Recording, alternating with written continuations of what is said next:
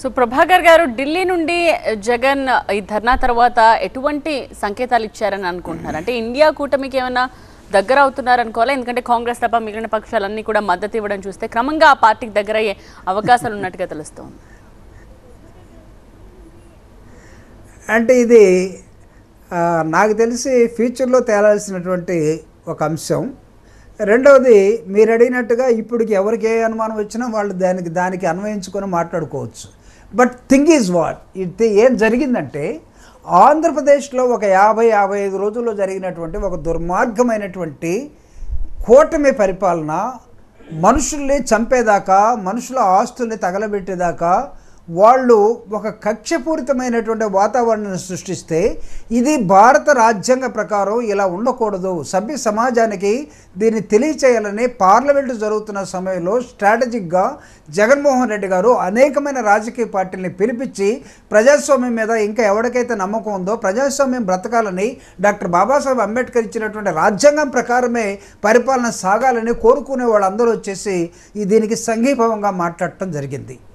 దీన్ని మీరు జగన్మోహన్ రెడ్డి గారు ఇండియా ఐఎన్డిఏ గ్రూప్లో చేరతారా, లేకపోతే సంకేతాలు ఆ విధంగా పోతున్నాయా?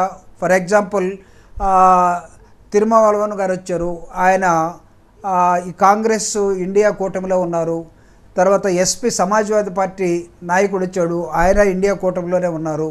శివసేన వాళ్ళు వచ్చారు, వాళ్ళు ఇండియా కూటమిలో ఉన్నారు. తర్వాత తృణమూల కాంగ్రెస్ వచ్చారు, వాళ్ళు ఇండియా కూటమిలో ఉన్నారు. అన్నాడీఎంకే వచ్చింది, ఏఐడిఎంకే వచ్చింది. Anna DMK of course with other కూటమి. సో ఇక్కడ this is the culmination of all political thinkers who participated being parliamentarians. దీన్ని ఎవరు ఎలా తీసుకుంటారో ఐ థింక్ తిరుమావళవన్ గారు కూడా జగన్మోహన్ రెడ్డి గారికి ఒక సూచన కూడా చేశారు. ప్రజాస్వామ్య వాల్యూస్ని ఇంకా మనం పెంచుకోవాలంటే మీరు కూడా ఇండియా బ్లాక్లో చేరితే బాగుంటుందనే ఒక సజెషన్ కూడా ఇవ్వడం జరిగింది. జగన్మోహన్ రెడ్డి గారు కూడా నవ్వి దాన్ని సమాధానం చెప్పడం కూడా జరిగింది. Will see if in future what is going to happen. I think మీకు కూడా దీని మీద ఒక డౌట్ ఉన్నట్టుంది. ఐ థింక్ మీరు కూడా ఈ డౌట్ని సైంటిఫిక్గానే చూడండి. I think after all one thing what I can say is, డెమోక్రసీలో ఒక వ్యక్తిని ఇంకొక వ్యక్తి నిర్మూలించే హక్కు ఎవరికి లేదు.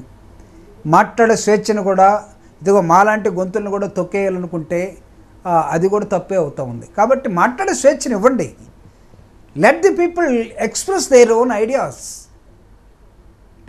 ఆర్టికల్ 19, ఆర్టికల్ 21 ఇవన్నీ మాట్లాడే హక్కు, జీవించే హక్కు మనుషులకు ఉన్నాయి.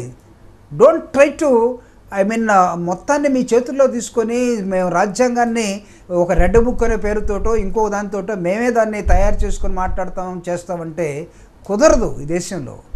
అందుకే పెద్ద పెద్ద అంశాల్లో వచ్చినటువంటి తృణమూలక ఇప్పుడు మణిపూర్లో జరిగినటువంటి దానికి ఇప్పుడు ఎన్డీఏ ప్రభుత్వం, మోడీ గారు ఎంత బ్లేమ్ అయ్యారు ఈ దేశంలో.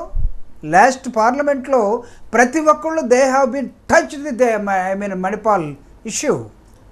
ప్రధానమంత్రి ఈ రోజుకు నోరెత్తలేకపోయాడు. వాడు ఆంధ్రప్రదేశ్లో జరుగుతున్నటువంటి ఈ ఘోరాలు చూసినప్పుడు అప్పుడు కూడా వాళ్ళు మాట్లాడలేదనుకోండి. I think they are answerable for all these questions.